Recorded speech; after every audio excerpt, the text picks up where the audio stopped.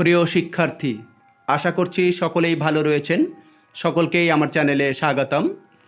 OBC সংক্রান্ত মামলার যে গুরুত্বপূর্ণ আপডেট বা আজকের যে শুনানি ছিল সেই শুনানি নিয়ে যে বিস্তারিত আলোচনা সেটা আলোচনা করা হবে। তারপরে কোন কোন বিষয়গুলো উঠে এলো, কি হলো সেটা নিয়েও আপনাদের বলা হবে। তাই ভিডিওটি শেষ পর্যন্ত দেখবেন। যে সমস্ত ক্যান্ডিডেট এনআইএস থেকে ডিএলএড করেছেন, যারা দুশ্চিন্তার মধ্যে রয়েছেন, তারা অবশ্যই ভিডিওটি দেখবেন। এছাড়াও যে বিষয়টি উঠে আসছে যে ওবিসি মামলা সত্যি কি ইচ্ছা করে পেছানো হচ্ছে, বা ওবিসি মামলার জন্যই কি সমস্ত নিয়োগ আটকে রয়েছে, সমস্ত রেজাল্ট আটকে রয়েছে, এই বিষয়ে যে কি মন্তব্য বা কি বিষয়, আসলেই কি এটা রাজনৈতিক কোনো ছক, না ইচ্ছে করেই এগুলো হচ্ছে, এই বিষয় নিয়ে আলোচনা করা হবে। তাই ভিডিওটি অবশ্যই দেখবেন। তো ওবিসি মামলার আপনারা জানেন যে 2010 11 অক্টোবরের পরে যে সমস্ত সাবকাস্টগুলো তালিকার অন্তর্ভুক্ত হয়েছে, যেখান থেকে অনেকেই ওবিসি করেছে, ওবিসি সার্টিফিকেট বেট করেছে, তার জন্য সরকারের কোনো ধরনের আর্গুমেন্ট নেই, কোনো ধরনের বিল পাস করা নেই, কোনো ধরনের সংসদে কোনো ধরনের দেখা যায় যে বিলগুলো পাস করাতে হয় সেগুলো কিছুই নেই। হ্যাঁ, তা সত্ত্বেও নিজের মতো করে কিছু কিছু সাবকাস্টগুলোকে অ্যাড করে দেওয়া হয়েছে। আসলে চুরি করলেও চুরিটা যেন লিগ্যাল চুরি হয়, সমস্ত কিছু ভাবনা চিন্তা করেই হয়। তাহলে কি হয়, এই যে আজকের যে সমস্যা, এই যে জটিলতা, এই জটিলতায় কিন্তু শিক্ষার্থীদের পড়তে হতো না। সরকার বিভিন্ন ধরনের সুবিধাগুলো দিচ্ছে, সুবিধাগুলো জনগণ নিচ্ছে, সরকার দিচ্ছে।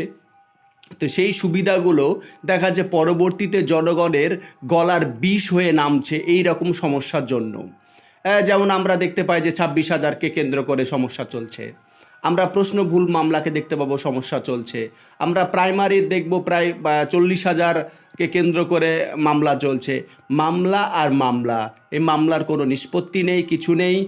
বেকার শিক্ষার্থীরা আরও বেকার হচ্ছে, তাদের বয়স শেষ হয়ে যাচ্ছে, তারা দিনকে দিন তাদের সমস্যা বৃদ্ধি পাচ্ছে, সংসার চালাতে তাদের দুশ্চিন্তায় ভুগতে হচ্ছে। এই সমস্ত মানবহীন সরকার, যারা দায়িত্ব জ্ঞানহীন সরকার, তাদের জন্য শিক্ষার্থীদের দেখা যাচ্ছে যে দুশ্চিন্তার মধ্যে পড়তে হচ্ছে। ওবিসি নিয়ে যে সমস্ত আপডেট, ওবিসি থেকে যে ডিপার্টমেন্টসে 3টে মাস সময় চেয়ে নেওয়া হয়েছে। আপনাদের ভিডিও কিছুদিন করা হয়নি, আমার একটু সমস্যা চলছে, এই কারণেই। ওবিসি নিয়ে যে সার্ভের কথা বলা হয়েছে অলরেডি, সেই সার্ভে আমাদের গ্রাম্য এলাকায় শুরু হয়ে গেছে, ভিডিও থেকে সার্ভে চলছে। আমি সেই দিন কথা বললাম কি ব্যাপার দাদা, কি চলছে, তো বলে হ্যাঁ ওবিসি সংক্রান্ত সার্ভে চলছে। এর আগেও আমি একটা ভিডিওতে বলেছিলাম যে অবশ্যই হিডেন সার্ভে চলছে, এবার এটা প্রকাশ্য সার্ভে হবে। সুপ্রিম কোর্টের কাছ থেকে অলরেডি সময় চেয়ে নেওয়া হয়েছে 3 মাসের জন্য, প্রায় এটা মার্চ এপ্রিল মে জুনের দিকে এই নেক্সট যে শুনানি সেটা হবে, এবং 3 মাসের মধ্যে সমস্ত কোন লিস্টগুলো দেখা যায় এবিসি যে দুটো রয়েছে, ক্যাটাগরি রয়েছে, তার মধ্যে কোনগুলো থাকছে কোনগুলো থাকছে না, এই সমস্ত যাবতীয় যা রিপোর্ট কিন্তু সুপ্রিম কোর্টে জমা দিতে হবে। এবং সুপ্রিম কোর্টে যে সময় চেয়ে নেওয়া হয়েছে সে সময় কিন্তু দেওয়া হয়েছে, সে সময়ের মধ্যে 3 মাসের মধ্যে সমস্ত কাজ করতে হবে।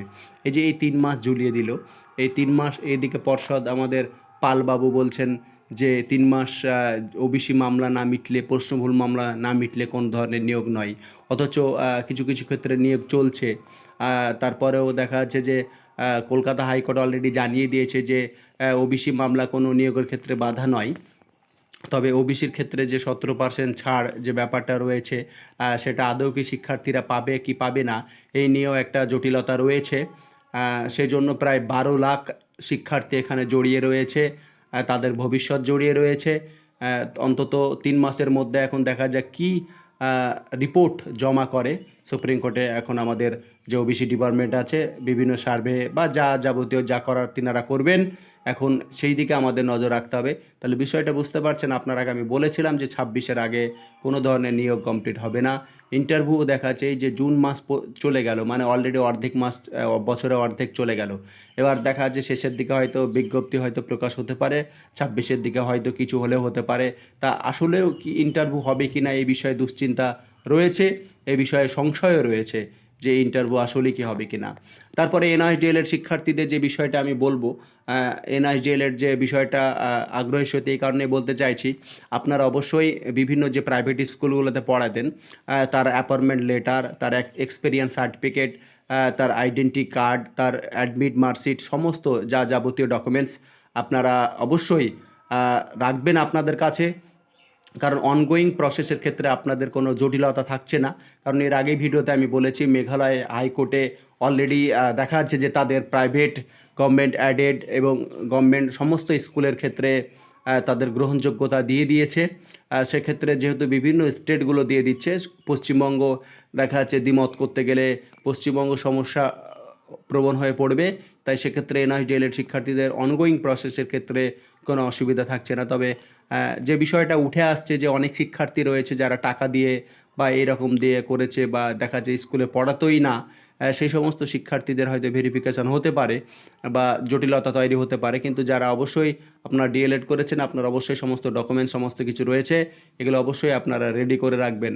আবারও বলছি, ডকুমেন্টসগুলো এক হচ্ছে আপনার রেডি রাখবেন appointment letter, experience certificate, identity card, admit marksheet, এই সমস্ত জিনিসগুলো আপনারা রেডি রাখবেন। তাহলে আপনাদের দুশ্চিন্তার মধ্যে পড়তে হবে না, আর আপনার কোনো টেনশন নেবেন না, আপনাদের জন্য আপনাদের শামীম ভাই রয়েছে।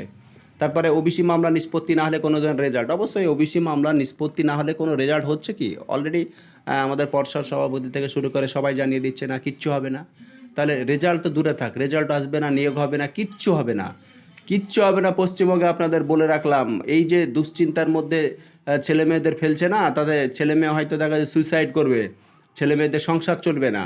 তো যাই হোক, আমরাকে এই ধরনের ইন্টারভিউ বা এগুলোর জন্য বসে না থেকে যা পরিস্থিতি, যা জটিলতা সৃষ্টি করে, তাতে কোনো কাজ করা ভালো বা কোনো ধরনের ব্যবসা শুরু করা ভালো। তাতে দেখা যাচ্ছে যে এই দিকে সময় না গুনে ওই দিকে ব্যবসার হাল ধরে রাখলে ব্যবসার হয়তো ভালো জায়গায় চলে যেতে পারে। যাই হোক, মনের মধ্যে একরাশ ব্যথা বেদনা নিয়ে বিষয়গুলো তুলে ধরলাম, ব্যক্তিগতভাবে কেউ কিছু মনে করবেন না। তো ওবিসি মামলার জন্যই সমস্ত কিছু আপাতত আটকে রয়েছে। এখন দেখা যাক বাকি 3 মাসের মধ্যে কি আপডেট উঠে আসে। আসলেই কি 3 মাসের মধ্যে নিষ্পত্তি হয়ে যাবে, না এই বছরটা পুরোই গড়াবে, সেটাই আমাদের চোখ রাখার।